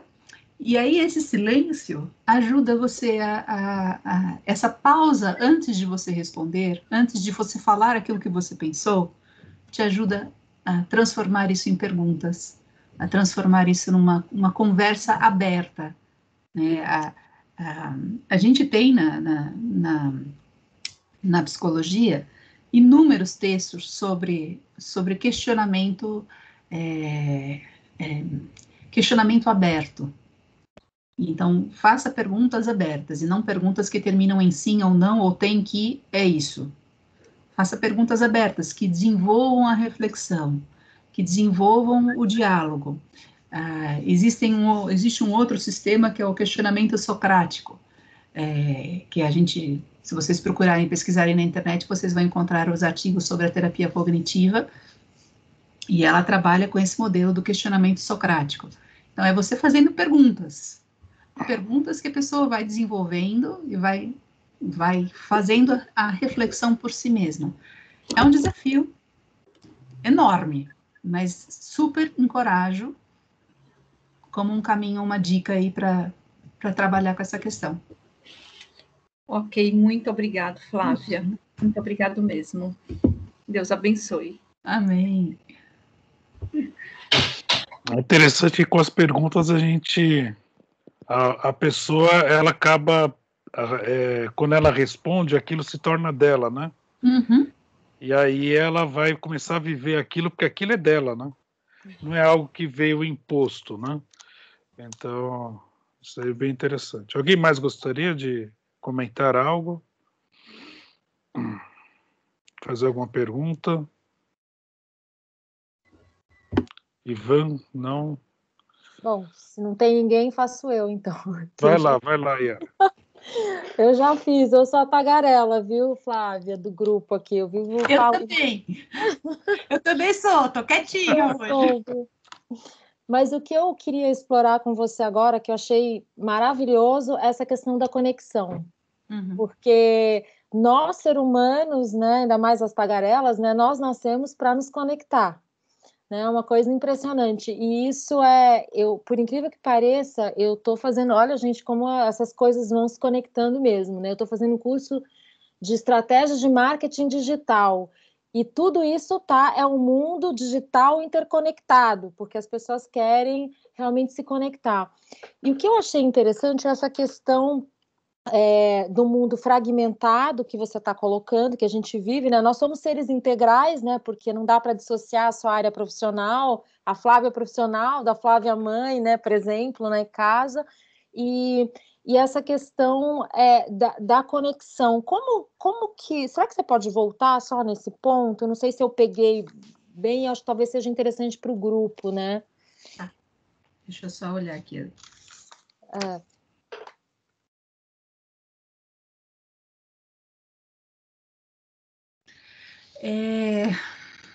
O mundo fragmentado, né? A conexão, a gente também pode olhar o oposto dela como exclusão. Tá. A gente tem aqueles que são os excluídos digitais, por exemplo, né? Que é o desafio da pandemia absurdo na área educacional é que a maior parte da população não tem acesso à internet. Então, como é que a gente vai fazer aula à distância com quem não tem acesso? Né? E os excluídos digitais são uma parcela muito maior da população do que os que estão conectados, né? E aí, esse meio, ele é super legal para entender essa ideia, esse conceito. Porque a nossa capacidade de nos conectarmos, ela depende de algumas coisas. Ela depende de um acesso, ela depende de um meio, ela depende de um espaço para que isso aconteça. Né? E desde que a gente nasce, a gente está recebendo, nesse contexto de estímulos e respostas, um feedback que permite a conexão ou a desconexão. Quando a gente permite a conexão, é quando a gente trabalha com os conceitos de validação. Eu tenho um negócio aqui que eu lembrei. Quando a gente tem a validação como um valor maior. E tem uma parte da teoria dos estilos de apego que fala assim, que a gente tem a reativa e a mente que faz a recepção. Então, a gente tem a reação e a receptividade. E existe uma regulação entre essas duas coisas. Quando eu estou reativa, e quando eu estou no momento super... eu estou reativa, porque eu estou barulhenta. Eu não tenho espaço de acolhimento muito grande. Eu preciso criar o espaço de acolhimento. Então, quando eu estou reativa, a gente tem 3 respostas muito comuns, que é a luta, a fuga ou o congelamento diante de um desafio que acontece. Então, acontece alguma coisa, a gente reage. E como é que a gente reage? A gente luta contra, a gente foge ou a gente congela. E essas 3 reações são as reações mais comuns que a gente vê diante de desafios profissionais, diante de relacionamentos. Nossa, quantos relacionamentos quantas conversas que envolvem um relacionamento profundo que nós apenas reagimos. Sim. Nós não recolhemos, não recebemos. Qual é a diferença da receptividade? É a conexão, é a sintonia, é a presença, é a ressonância. Então, a conexão, ela precisa ser criada. Se a gente olhar de novo para o modelo da nossa sociedade, é um modelo reativo, é um modelo combativo, é um modelo em que eu preciso ser ouvido e que para ser ouvido eu tenho que impor a minha voz. Quando a gente está falando desse contexto de sociedade, a gente está falando de exclusão. Uhum. Porque a pessoa só precisa dessa posição porque ela é excluída. E isso é o contrário de conexão. Então, a ideia de conexão, ela vai trabalhar com a complementaridade, com a ressonância, com o acolhimento, com a hospitalidade. Isso promove conexão. Se eu não consigo ouvir o outro, não tem como eu me conectar com o outro. Serão 2 monólogos compartilhados. É aí que vai entrar o exemplo do mas você não sabe o que me aconteceu, comigo foi muito pior. É aí que vai entrar esse exemplo, em que são monólogos que vão se sobrepondo uns aos outros, mas não há diálogo. E grande parte do que a gente escuta hoje em dia é monólogo. Sim. Né? Monólogos compartilhados. Então, 2 pessoas falando de si mesmas, mas nenhuma ligando com a outra, se conectando com a outra. Como é que eu promovo essa conexão? Ouvindo, tentando compreender que sentimentos a pessoa pode estar tendo. Então, quando você fala, eu me coloco no seu lugar e eu penso, puxa, o que isso faria comigo? Como eu reagiria nessa situação? Que sentimentos eu teria? Eu começo, então, a desenvolver a minha habilidade de empatia para me conectar com o outro. E sem isso, não vai acontecer. Vamos ser fragmentados. E a ideia da fragmentação é uma ideia que vem que vocês vão encontrar na sociologia, vocês vão encontrar na filosofia, vem daí, né? A fragmentação é porque a gente compartimentaliza as coisas que não devem ser compartimentalizadas. Né? Não devem ser separadas, e a gente separa.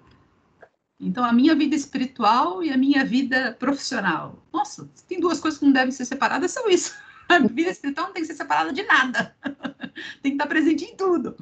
Mas quantas vezes a gente faz separações? Né? Essas separações, elas não são naturais, elas nos colocam em esforços de representação, né, de papéis, que vai ser uma canseira, que no final do dia a gente vai estar exausto e a gente vai acabar procurando a psicóloga ou o pastor conversar. Não sei se eu consegui responder, mas as ideias que me vieram foram essas. Não, foi excelente. Inclusive, um comentário, porque o livro de Tiago, teoricamente, é o livro de Provérbios do Novo Testamento. Não sei se vocês já ouviram isso, né? E a gente estudou o livro de Tiago e agora a gente está... Desculpa, de Tiago, e agora a gente está estudando o livro de Provérbios, né? Então... Legal! Porque tudo que você falou também está relacionado, né, com os textos que você leu bíblicos, né? Então é bem interessante, né, sobre essa questão do acolhimento, né, de você se esvaziar, de você entender e se conectar e tudo. E é o que a gente tem feito, né, na verdade. Eu acho que é importante ter isso mais claro, né, nos PGs e o nosso papel, né? Eu não sei se vocês repararam, mas eu tenho dificuldade para enunciar, dizendo, a gente vai falar mais biblicamente. Eu não consigo, porque eu falei, não tem como não falar biblicamente na minha cabeça. Então a gente vai falar sobre a psicologia, ou a gente vai falar sobre... Para mim não tem separação nessas coisas.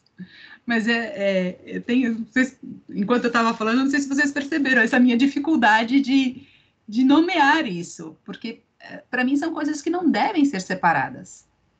Então, e isso acontece na minha experiência profissional de forma muito profunda e respeitosa, com qualquer crença que a pessoa tenha, mas faz parte de mim. Uhum. Não tem como eu não ser aquilo que eu sou. Então, tudo isso, aliás, o que me torna uma profissional melhor é justamente a bagagem que eu tenho. É justamente esse acesso a esse conhecimento que a Bíblia me traz, que me ensina a viver, que eu posso partilhar. Então eu vou dizer para a pessoa, né, olha, vai ler o texto tal. Não, não vou dizer nada. Eu vou falar para ela sobre o conceito. Eu não vou recitar o versículo bíblico, porque essa não é a linguagem da pessoa. Mas o conceito que está lá, a gente vai discuti-lo. Porque todos os conceitos que estão aqui, eles são para todos.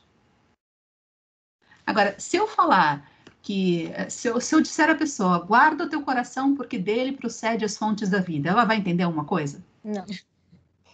Vai na versão da Nova Linguagem de hoje e lê lá. Vigia os teus pensamentos porque eles guiam a tua vida. Fez sentido? Uhum. Pronto. Então, como é que eu vou abordar toda a teoria cognitiva com uma pessoa sem usar esse princípio? Vigia os teus pensamentos porque eles guiam a tua vida. É esse o princípio que fundamenta toda a estrutura da teoria cognitiva comportamental. Toda a teoria cognitiva comportamental está baseada no sistema de crenças. Aquilo que você acredita, aquilo que você pensa, se transforma em sentimentos e comportamentos, ou, né, é um tripézinho que fica rodando, sentimento, comportamento e pensamento, é uma coisa dinâmica, mas tudo interligado. Guarda o seu coração, porque deles procede as fontes da sua vida, não faz sentido para quem não é crente da João Ferreira de Almeida. Porque a moçadinha que está crescendo com o NVI também não vai fazer sentido para eles. Mas a gente que cresceu no João Ferreira de Almeida faz sentido. Mas quem não cresceu com esse contexto não entende essa mensagem. E o que eu preciso fazer? Usar a nova versão da linguagem de hoje, nova tradução da linguagem de hoje, não sei como é que chama, que está lá, vigia os seus pensamentos porque eles guiam a tua vida. O que você pensa reflete aquilo que você acredita. Aquilo que você acredita é aquilo que você vive. Se você acredita que você não é capaz, você nunca vai se lançar numa carreira acadêmica, porque você não é capaz. Se você não acredita que você é competente, você nunca vai deixar a função que você está exercendo e se arriscar numa posição de liderança, de gestão. Por quê? Porque você acha que você não tem competência suficiente. Então, aquilo que você acredita determina o que você vai fazer com a sua vida. E aí, o que eu acredito tem que ser a partir daqui. Olha que bonitinha a minha Bíblia. Ó. Linda. É uma Bíblia para escrever. Que bonito. É bem legal. Que legal. Como eu gosto muito de desenhar, de escrever, né? Aí eu falei, eu quero uma Bíblia assim. Eu falei, finalmente saiu em português. Só tinha nos Estados Unidos. E saiu em português agora. E essa daqui é NVI. Então a gente escreve, né? Eu gosto muito de escrever e desenhar. Gosto muito de desenhar. Viu, Flávia, só te cortando um pouquinho aqui, me veio um negócio na mente aqui, é que quando eu não, dessa maneira, esse versículo que você colocou, né, de vigiar o coração e tudo, né, e se eu não acreditar naquilo, eu não vou conseguir fazer da melhor maneira, eu também não vou conseguir viver um outro texto bíblico, né, que Deus diz assim, tudo aquilo que eu fizer, eu devo fazer como para Deus, ou seja, com excelência, né. Então, se eu não entendo de que eu devo fazer com excelência também, e ao mesmo tempo eu me vejo incapaz de fazer, eu também não estarei honrando e glorificando a Deus, né, dessa maneira, né? Tem toda um adendo a essa fala é de que o conceito de excelência e de qualidade, ele é variável. porque o meu irmão, que não tem os mesmos estudos que eu tenho, oferece tanta excelência quanto eu. Né? Então, e aí a gente precisa fazer esse recortezinho, né, de compreender de que não existe um único padrão de qualidade, não existe um único padrão de excelência. A gente tende a fazer isso, né, e a entender que, não, se a gente fizer dessa maneira, a gente vai estar oferecendo excelência. A excelência é oferecida com aquilo que eu tenho agora. Como é que eu ofereço uma excelência melhor? Estando em contínua preparação, em contínuo crescimento. E então é aquela ideia do esteja pronto para dizer a razão da sua fé a tempo e fora de tempo, é justamente essa. Eu não tenho que me preparar para dizer a razão da minha fé. Eu tenho que ser capaz de dizê-la em qualquer momento. E isso implica preparação contínua, estudo contínuo, pesquisa, curiosidade, desenvolvimento, crescimento. Vai estudar. Então, se eu quero fazer parte do louvor da igreja, vai estudar canto. Você pode fazer parte do louvor da igreja sem estudar canto? Pode, claro que pode. Mas o que você pode fazer para oferecer melhor? Estudar. Então, vai estudar.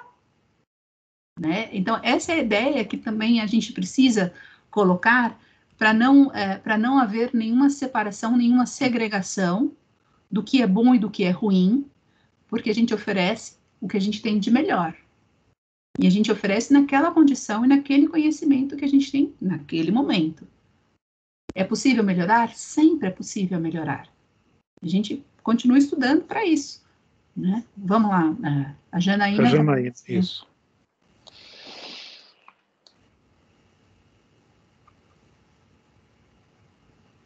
O áudio tá fechado. Abri, bom dia. Bom dia. É que tá.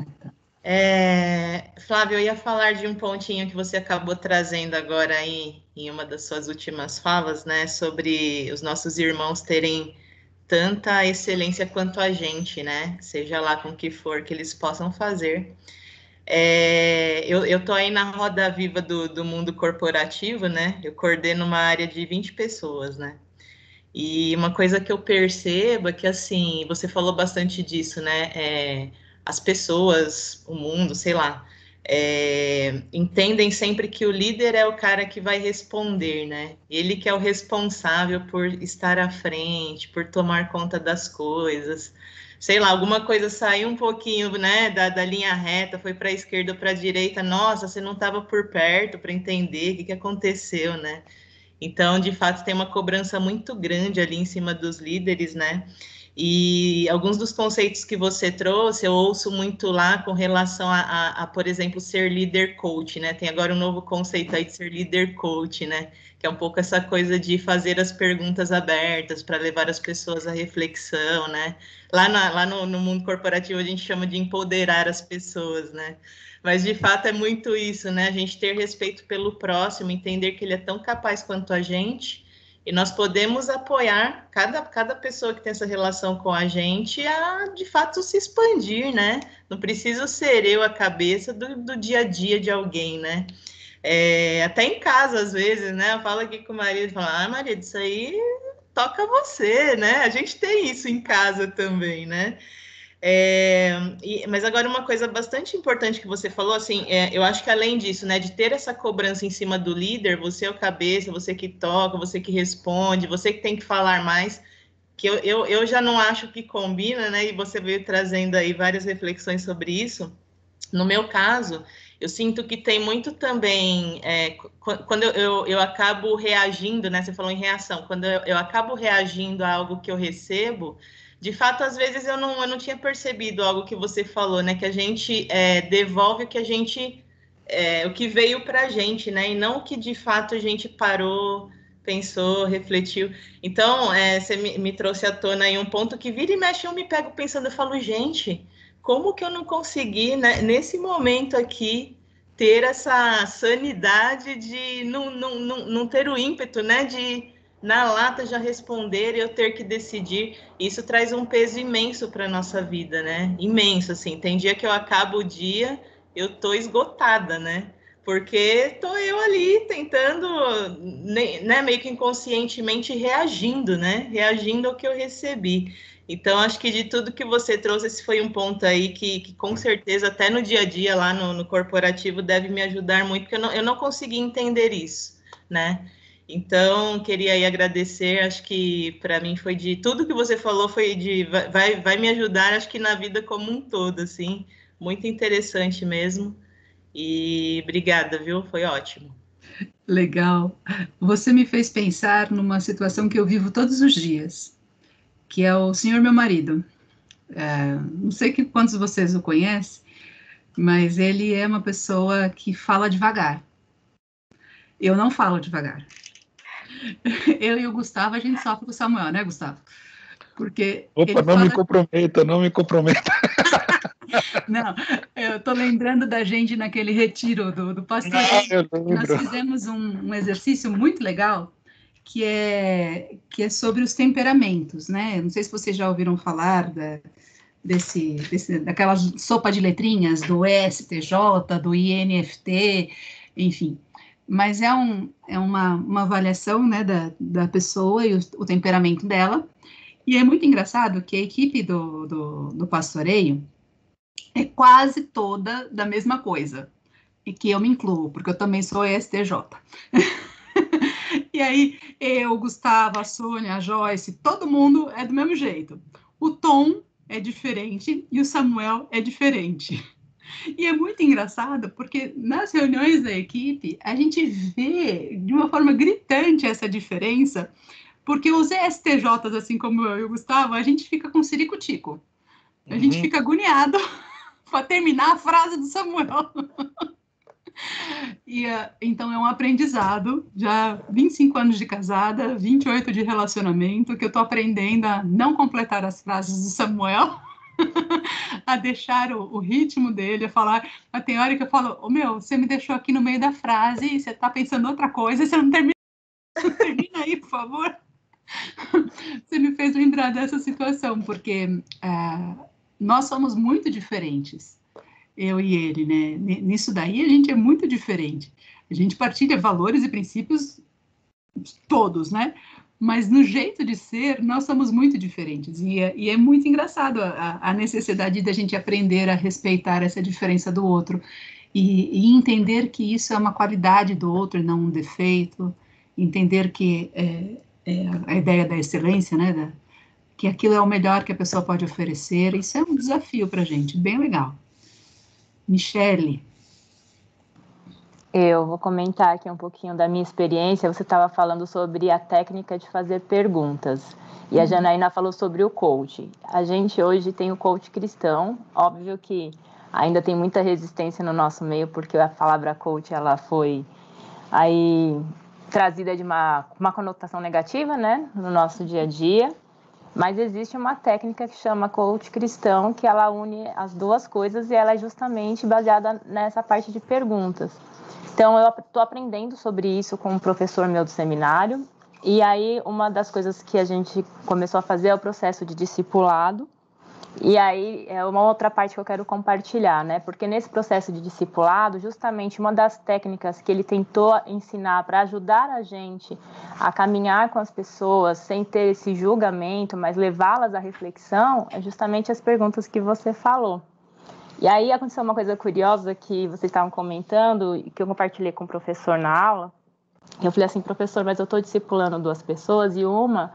ela é mãe e é casada, e eu não sou. Como que eu vou ter que abordar esse assunto, né? E aí eu queria compartilhar com vocês o que o meu professor trouxe, porque é justamente isso que você estava falando, né? A gente aprender a não centralizar tudo nos líderes. Nós também podemos compartilhar coisas. E aí ele deixou para minha reflexão, e aqui eu estou lendo quase todo dia, que é Salmo 119, o versículo 99 e o 100, que fala assim: tenho mais discernimento que todos os meus mestres, pois medito nos teus testemunhos. Eu estou lendo a NVI, tá? E aí o 100, tenho mais entendimento que os anciãos, pois obedeço aos teus preceitos. Então... Aí ele me deu essa lição, ele falou, independente, você não precisa ser mãe e ser casado, você precisa meditar nos testemunhos do Senhor, na palavra de Deus e obedecer. Então, que sirva, né, para a gente meditar, de que mesmo a gente, às vezes, não sendo capacitado como a Flávia, né, na questão psicológica, ou às vezes nem tendo vivido alguns desafios que a gente se depara, né, quando a gente conversa com as pessoas, mas que pela nossa leitura da palavra e a nossa obediência, a gente consiga ajudar os outros, que hoje está sendo o meu desafio. Muito legal. E é um desafio para todo mundo, viu? E eu que estudei também, me dediquei a vida inteira para fazer o que eu faço, continua sendo um desafio. Antes de começar o trabalho, a minha oração é: Senhor, né, toca essa outra pessoa através de mim, que eu consiga ser sensível à tua direção, à voz do Espírito Santo, para entender o que está acontecendo na vida da pessoa, porque por mais que eu me esforce, por mais que eu estude, eu dependo da ação de Deus na minha vida para que alguma coisa possa ser eficaz e eficiente, alguma coisa possa acontecer. Eu dependo dele, né? Então, isso não muda com os estudos que a gente faz, e não importa qual o estudo que a gente faz, né? Eu escolhi psicologia, outros escolheram administração, outros escolheram música, não importa. Tudo aquilo que a gente tem, aquilo que a gente recebe, a gente precisa continuar aprimorando e a gente precisa continuar na dependência. É muito bom isso, porque Deus fala. Amém. Alguém mais gostaria de falar? Senão a gente pode encerrar a aula. Amanhã tem aula também. Eu gostaria de terminar com uma pergunta que uma vez o meu filho me fez. Eu falei para ele que eu estava atendendo um casal da igreja, e meu filho falou assim: pai, você sabe o que você vai falar para o casal? Aí eu falei assim: não sei. Aí eu procuro primeiro ouvir eles, e aí então a gente poder conversar a respeito do que está acontecendo. E se o casal quiser continuar com acompanhamento, eu falo para eles, eu não sei o que eu vou falar para vocês, mas nós vamos estudar então a carta aos Efésios. E estudando a carta a gente vê o que Deus tem para nos dizer, porque Ele é absoluto. Eu não sabia que existiam tantos conceitos que falavam a respeito disso, Flávio. E até mesmo a respeito, eu costumo sempre ensinar de que o cristão, ele não é duas coisas, né? Não é cristão na igreja e tem a vida fora, né? Eu esqueci até como é que se diz isso, que a gente dizia muito isso antigamente, né? Dualismo. Falava secular. A vida secular. Não existe vida secular para o cristão. Né? Nós somos um só, nós somos o templo do Espírito Santo. E onde nós estivermos, temos que estar cultuando a Deus. Então não existe dissociação, né, da nossa vida. Né, como a Flávia falou, quando ela está aconselhando pessoas, né, no consultório dela, não existe dissociação do cristianismo daquilo que ela tem que dizer para as pessoas. Né? E é assim que deve ser a nossa vida. Né? E espero que aqui a gente possa incutir isso, né? Porque no nosso dia a dia, no meio da igreja, com pastores, cuidando de pessoas, né? Nós somos iguais diante de Deus, independente da posição que nós temos como líderes, porque o nosso líder, o nosso pastor é o Senhor Jesus Cristo. E é Ele quem diz aqui da maneira como nós devemos viver. É a palavra dele que fala. É certo que, como na posição que temos, vai ser cobrado mais. Né? Nós temos essa responsabilidade. Né? Mas o nosso irmão em Cristo, ele está, às vezes pode ter 15 anos de igreja, mas ele ainda não sai da bebê. E como fazer esse bebê crescer e começar a caminhar e começar a querer se dedicar mais a respeito de Deus, é um grande desafio para nós, de caminhar junto com essas pessoas. Não? E que eu tenho um exemplo que não é muito bonito, que eu já vi num pequeno grupo, acho que eu já falei para vocês, de quando um irmão no PG falou a respeito de um pecado dele, de um vício que ele tinha, né, que era de fumar, e o líder do PG veio logo e deu uma no cara, né? E eu fiquei ouvindo ali e falei assim, Deus, como é que eu vou falar agora aqui? Né? E eu tive que intervir, né? Porque é um ambiente, lembra que eu falei a respeito de um dos valores de pequenos grupos, que tem que ser um ambiente seguro. A pessoa tem que ter a liberdade de falar. E a pessoa falou, eu tenho um vício e eu sei que eu estou vivendo no pecado. Ou seja, o que a pessoa está dizendo? Eu preciso de ajuda. E as pessoas que nós pastoreamos, elas precisam de ajuda. Assim como nós também, um dos outros. Né? Que possamos escutar melhor as pessoas, né? Aquietar o nosso coração, né? Ouvir, né? Ter essa empatia com as pessoas, para que todos nós, como corpo de Cristo, possamos amadurecer, glorificar e honrar o nosso Deus. Muito obrigado, Flávia. Amém. Que Deus te abençoe. E quando tiver o curso de novo, já sabe, né? Vulnerabilidade é minha praia. Vulnerabilidade, isso. Obrigada. Eu amo esse assunto e a Flávia fala assim de uma maneira muito profunda, usando as escrituras, né, para nos mostrar que nós precisamos ser vulneráveis. Né, precisamos ser vulneráveis. Não. E isso a gente vai encontrar na Bíblia inteira. A gente vai encontrar pessoas assim. Desde o Velho Testamento até o Novo Testamento nós vamos ver pessoas assim. Vamos orar. Vou pedir para a Yara. Yara, você pode orar? Posso. E orar também pela nossa professora de hoje, pela família dela. Uhum. Tá bom. Pai querido, nós queremos te louvar, te agradecer por esse tempo maravilhoso diante da tua presença, Pai. Esse nosso curso tem sido inspirador, maravilhoso, entender mais de ti, da tua palavra e de tantas áreas, né? Como a Bíblia é tão rica e tão maravilhosa. Queremos te louvar, Pai, pela vida da Flávia, porque ela tem dedicado o tempo dela nesse curso e hoje não foi diferente, porque esteve conosco, porque a sua ministração foi tão importante para nós, edificou demais as nossas vidas, Pai. Mais uma vez, te louvamos por esse aprendizado, por esse tempo, que tudo isso, já que estamos chegando ao fim, que nós possamos levar para as nossas vidas, que possamos exortar e edificar a vida de outros, Pai, já que esse é o nosso objetivo e que a nossa liderança, não importa qual seja, se somos líderes, contribuidores individuais, se somos líderes com equipe, mas que as pessoas possam te ver através das nossas vidas. Em nome de Jesus, nós te pedimos e te agradecemos. Amém. Amém. Amém. Amanhã, 8 horas em ponto, aula. Ela termina às 8h50 em ponto para dar os 10 minutos para vocês entrarem na sala da Escola Bíblica para quem está fazendo o curso da Escola Bíblica, porque acho que é a aula de encerramento amanhã também, né? Se eu não me engano. Acho que sim. Isso, é a última aula mesmo. É a última aula. Tá ok, então amanhã, Deus abençoe vocês. Amanhã fala o pastor Isânias, fala o pastor Humberto. Não, estou usando, filho.